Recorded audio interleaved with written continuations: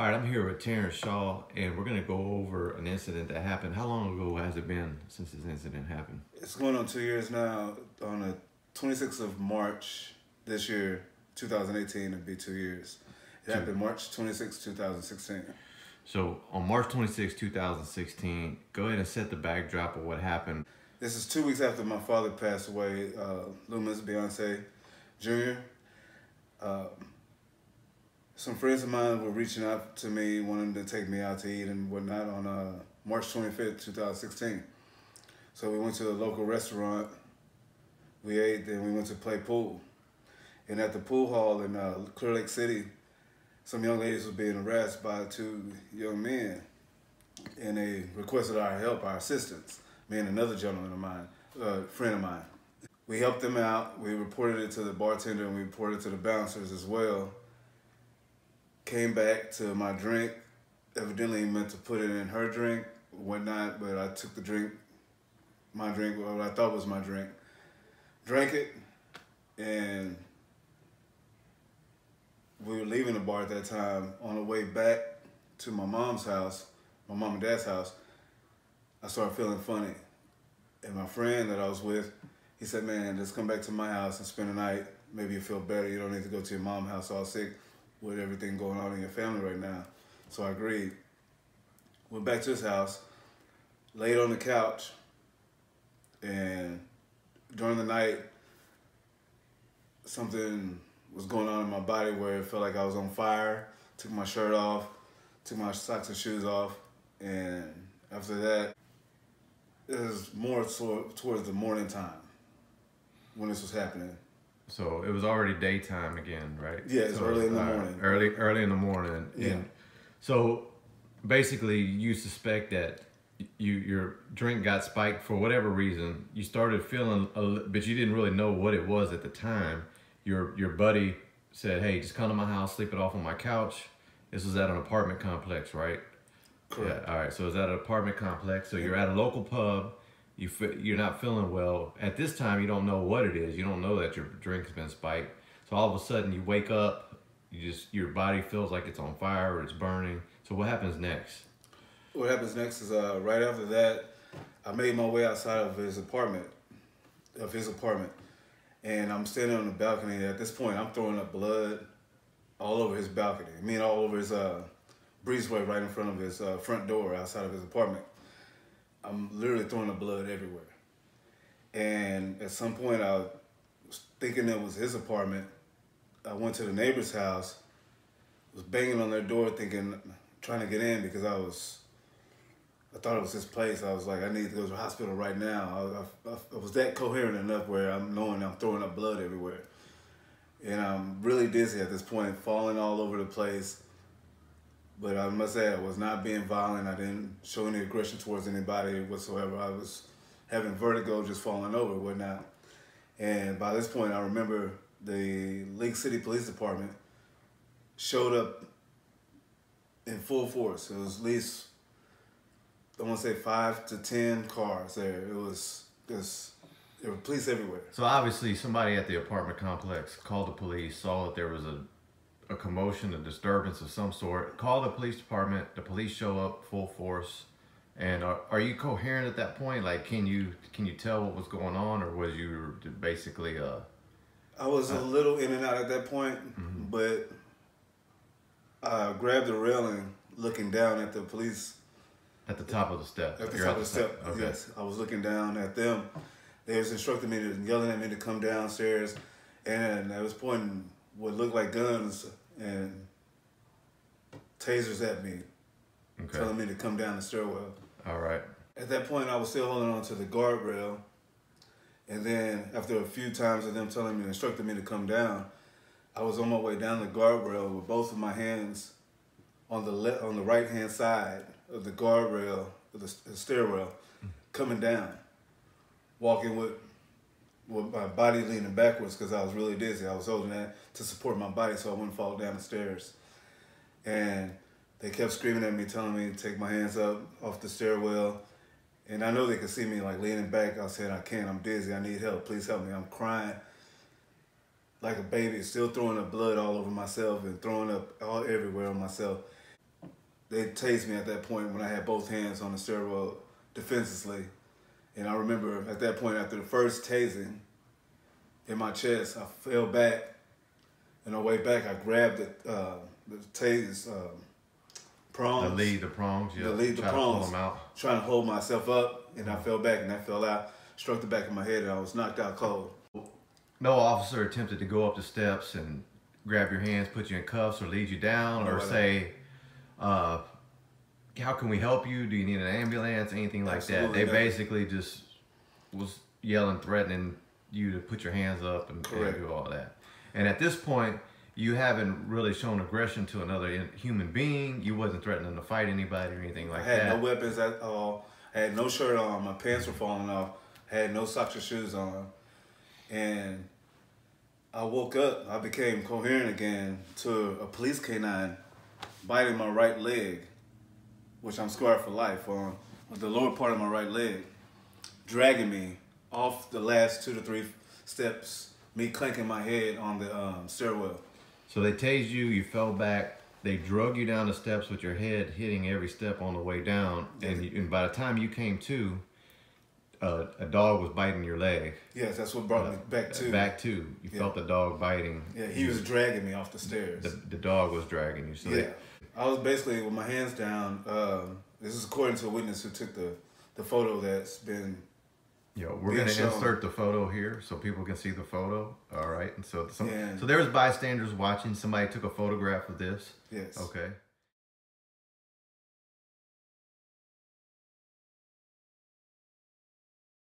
At that time, after the dog bit me and woke me up, I stood up a little bit and I was falling over, leaning with my hands down to my waist, falling forward. And they thought that was a sign of aggression. And at that point, on the picture, I'm hearing them calling me, how much crack have I taken that day? Where's the methamphetamines at?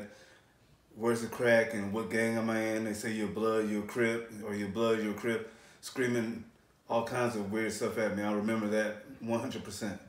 So they automatically assumed you were gang affiliated. And just for the record, you're not gang affiliated, right? No, I'm not. So you wasn't involved in any gangs. You're just a citizen that's having a medical problem for, something that you didn't cause. Involuntarily, yes. Involuntarily, and you don't know what's going on.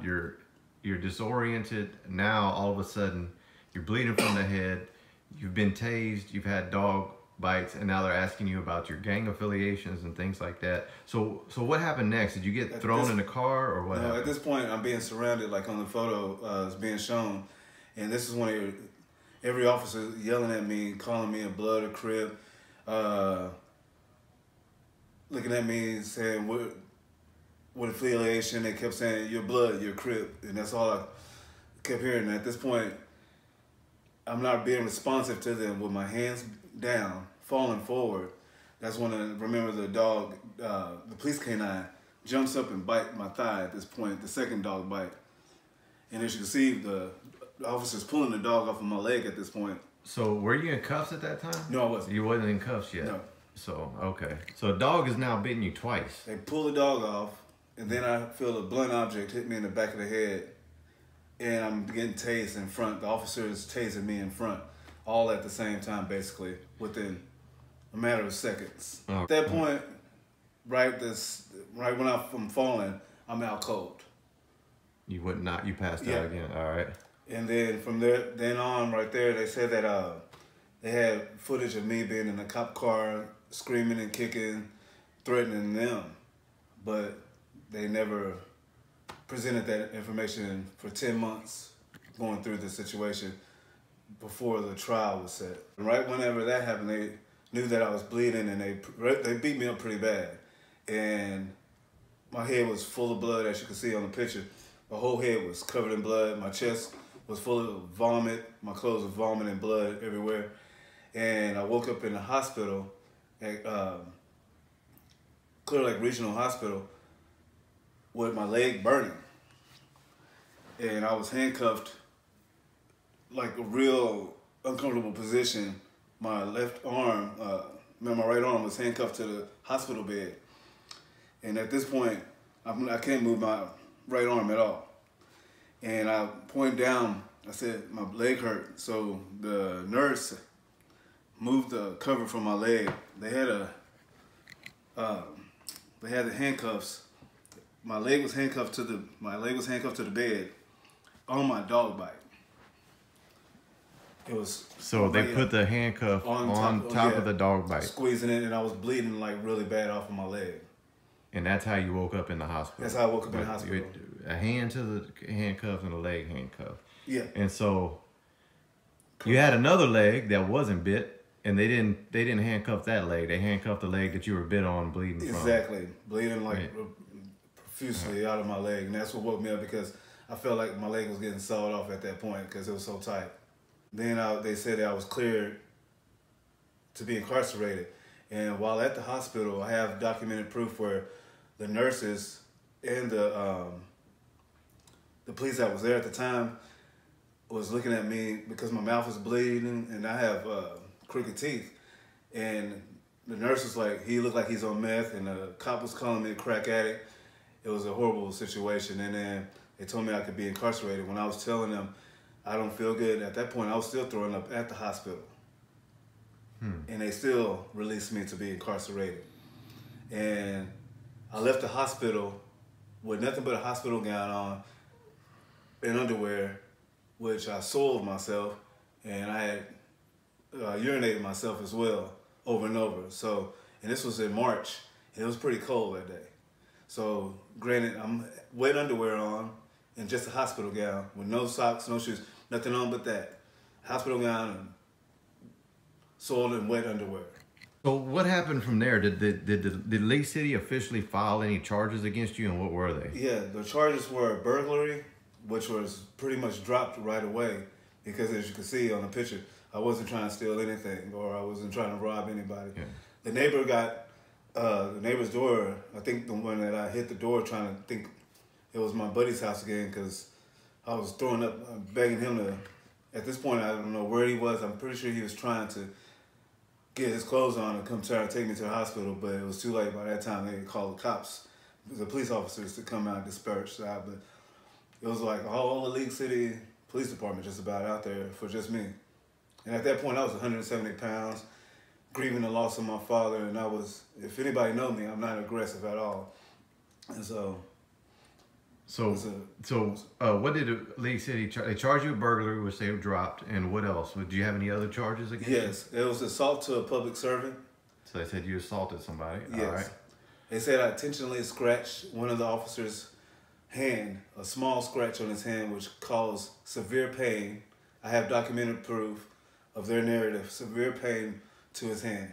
Okay, so they're charging you with assaulting an officer, and what happened? Assault to a public servant. Assault to a public servant. Correct. And what happened with that charge? It took 10 months of them trying to build a case, a falsified case against me, and eventually last year on January 3rd, 2017, it was dismissed. But the lead up to that was every month I was telling my court-appointed attorney that I would like to take a urine sample and I would like to take a polygraph every single time we went to the courthouse. And not one time did League City, Texas representative, attorneys, or the officers showed up to those hearings at all. I was there by myself, basically. So they basically showed no interest in... Showed no interest, but they wanted to... Cop in that 10 months, they offered me a plea deal to plead guilty for 2 to 5 years in the penitentiary, and for the assault to the public servant, and then they offered me 10 years probation and a 10-year rehabilitation program, drug rehabilitation program, and then the last plea deal was 5 years probation, and then I would have to go to the drug rehabilitation program for 5 years of their probation period that I would have been in if I took those pleas. So basically, it was, they're accusing you of something and they want you to plea out, admit your guilt so you can get this over with, basically saying that you assaulted an officer. And let me interject something right here. To my knowledge, League City, every single officer in League City is equipped with a body cam. And there were all these officers that showed up that day. Wouldn't it have been easy for League City just to present the body cam footage and show all the things that they accused you of right there on tape and on video, where the public can see it and judge how you were reacting, how they acted as well? What happened to this body cam footage? That's what they said. All League City is supposedly not even equipped with those. Those are some officers they said are equipped with it. Some officers, okay. Just some. Okay. And we requested that the first day of the pre-trials or the court dockets that I had to go through. So you said, I'm going to trial. I'm not going to say I did anything wrong. I requested trial every month that I went through this. I want to go to trial. I want to go to trial because I was innocent. And they couldn't bring the footage. So that's my court opponent also said it was an exploitation of evidence where they couldn't present the footage that they said that I'm this horrible individual who attacks police officers. They couldn't present none of that. So they accused you of that, but they have no footage out of all the police that were there. But on the other hand, you have a witness that was there that actually took the photo, and they signed an affidavit saying, what were you doing on that affidavit? On the affidavit, she signed off to, the lady signed off saying I was not being violent. I was very confused. I was crying with my hands down, although I was falling forward. And they considered that as a big threat. You were crying and asking for help, basically. Correct. And that's it. And somebody that you don't know, that was just being a witness, innocent bystander. I have no idea who she is. And she was prepared to testify that on your behalf and signed the affidavit. Yes. You signed the affidavit on that. Yeah, she's the one who presented the pictures. So you demanding over and over again, I want to go to trial. I don't want to sign for anything. I'm not pleading to anything. What happened with your case? Okay, on January 3rd, I was sitting in the back of the courtroom with my younger sister, and the judge basically said, you know, the case is dismissed due to missing witnesses. I have it on documented proof from Galveston County Courthouse. Missing witnesses. None of the 7 officers and none of the representatives of League City, Texas showed up, and insufficient evidence. So it took 10 months for 10 months when you're finally in the courthouse, nobody's there, not one officer, not one League City representative, and a judge that says, oh, case dismissed. Case dismissed, insufficient evidence. So they tried numerous times to get you to admit to something you didn't do. Right. They tried to plea bargain you from 2 to 5 years in the penitentiary. Correct. To having these things on your record, accused you of being a gang member, accused you of being a drug addict. Every single thing they accused you of, you fought and declined their pleas. Yes. And said, no, we want to go, which is your constitutional right to get in front of a jury and have a juror listen to it. But the city of League City, when it came down to it, they decided that they didn't want to have a jury trial, and they just dismissed it. Yes. So, in the end, tell us, the people that are watching, what are some of the things that you've been going through since this event happened to you? Okay, on March, like I said before in the beginning of the video, on March 13, 2016, my father passed away, and within that 2-week time period before this happened, I have not had a chance to properly mourn the loss of my father, and that's coming up on the 2-year mark right now. I've had nightmares, constant nightmares, night terrors. My mouth bleeds like crazy now because punched me in my mouth. Teeth were chipped in the tasing process because I was tased 5 times. Which is ridiculous. So you have permanent scars on your legs. Permanent scarring from the police canine on both. Basically, night terrors. You wake up in sweats. Very, very traumatic experience. Yeah. And have you ever received an apology? Have you ever received an apology, whatever? And I'm handling this legally and peacefully as possible. I don't have the mantra in my head of going after the police in a hateful manner. I forgive them. But at the same time, I deserve justice and compensation for their wrongdoings. They should show accountability for what they did, for their evil actions. So they dismissed you from any wrongdoing, but they themselves have not offered any type of apology, condolences, or saying, hey, this is what actually happened. This is how the situation could work better. And on top of all that, it seems like, you know, any type of footage would help. The dash cam footage, footage from another police officer, testimonies from other officers. And if they really had all of this over-mounting evidence of 7 to 10 officers on the scene, how could that be insufficient evidence? How could it be that they don't really know what happened? And if you really did assault one of their fellow officers, why would they just let it go? Why would they just let you? Why would they just let you off? So it seems like to me that there was a lot of assuming going on based on your appearance. Based on your appearance, they assumed you were a drug addict. They assumed you were a gang member. They assumed you had priors. And just for the audience, Racial I mean, profiling. just let me. You have had run-in with the law before. You have been on the wrong side of the law. And how long ago was that? That was when I was 18 years old.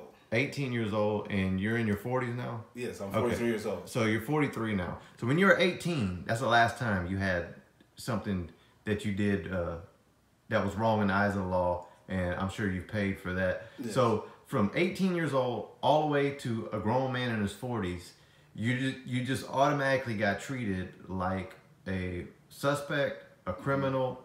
You know, on the League City side, you know, they are receiving a call of a man that is not in his right mind, but I take it it's your feeling and a lot of feeling of the people that know the whole story now that the whole situation could have been handled different. You can't sick a dog on somebody, you can't tase somebody, you can't, and this is up to other people to judge, but I don't know if this would have been handled if it was another person that looked another way, that had an appearance, you know, of somebody else, if they would have handled it the same way. And that's just my assumptions.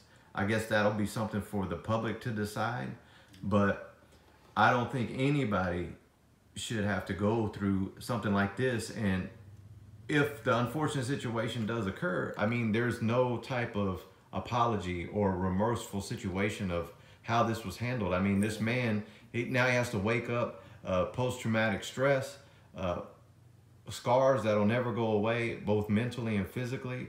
And it's something that 2 years later, this stuff it doesn't go away. You just can't just wake up and say it's over with, because he has to carry this. The police, the city of League City, they all turn the page and move on and go to the next. But they leave these families and this man carrying this pain, you know, and with League City not even trying to reconcile the situation. Maybe just a simple conversation would have helped. Saying, hey, Mr. Shaw, we'd like you to come in and speak to city council, or we'd like you to come in and speak to one of our detectives or the mayor or somebody and say, hey, let's hear what you have to say and we can listen to each other. But instead they just said, you did something wrong, and a year later they said, nope, we're dropping the case, and then they just expect you to leave it at that. So let me ask you, are you gonna leave it at that? Absolutely not. Like I said before, I do deserve, I believe, justice and compensation. Recently in Baltimore, I've just seen on the news today that it's coming out of pension plans or pensions, and the city of League City should compensate me for the 2 years of hell and more that I've been going through. But like I said, I don't have no ill will. I don't hate the police officers whatsoever. So you do have a current lawsuit filed against League City, correct? Yes, I do. The city of League City? Yes, sir. All right, so you are in lawsuit negotiation. Yeah, peacefully and legally. Peacefully and legally. You have an attorney, and we'll be following this case with you, and hopefully we'll have some justice for T. Is there any other final thoughts you'd like to give the people watching? Yeah, final thoughts. Like I said, I have a very forgiving heart on this situation, but for my mental and physical well-being, I deserve some type of justice and compensation. I can't stress that enough. And to go backtrack, I've asked several attorneys in the League City and the Galveston County area to take my case. they would not take my case. Their exact words were, a few of them, their exact words were, "You do not have a case. Leave it alone." League City has a lot of powerful attorneys and a lot of, they have a lot of big money that would be non-beneficial for me to try to get a case, to file a case against them. So they were trying to scare me. But so you went through multiple attorneys. Nobody would take your case, but you found somebody, and it wasn't even in the city, right? Yeah, it wasn't even in the city. It was in another city in Texas. So you went through, you told me like 13 attorneys, somewhere around that number? Yeah, about 13 different attorneys all said that you did not have a case and to leave it alone.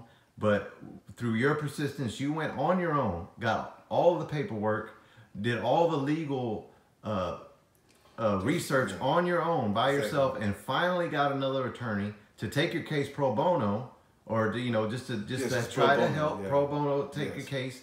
And just to give an update, the city of League City has already admitted wrongdoing in this situation, right? Yes. But they officially admitted wrongdoing. They officially are offering some type of settlement, and it's not something that you to what they're. I have emails of, like I said, I have the emails of the 7 police officers, badge numbers, emails of them saying that they're going to do something for me, but they have not done it yet. So let me recap. I'll recap it right here, and then we're going to end the video, and we'll let the public decide here. But we're going to recap. The man gets called on for burglary and assaulting a police officer. They tase him, they sick dogs on him, they beat him, they dehumanize him in the hospital, they charge him with official charges, they try to strong arm him to making plea deals for over a year. He held on to his fortitude, his tenacity. He rejected every single deal. He offered drug sample tests, lie detector tests, went to numerous attorneys in the city of League City area. They all turned him down. He's still here today. And all of a sudden, just like magic, all charges are dropped. Now they're even admitting their own wrongdoing and offering settlements to Mr. Shaw. So this is what's going on here.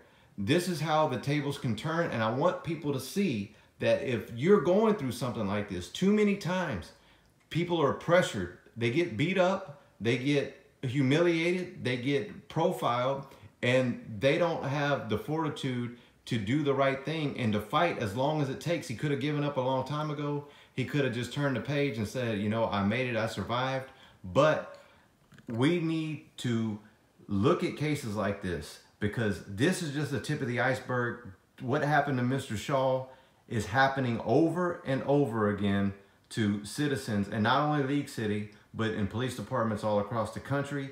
And they're pressured into shutting their mouths and going away.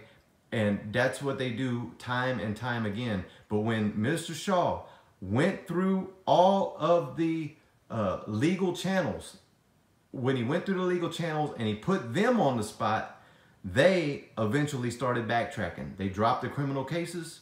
Now they're admitting that they did wrong. After he had to go through 13 attorneys to find one that'll fight for him.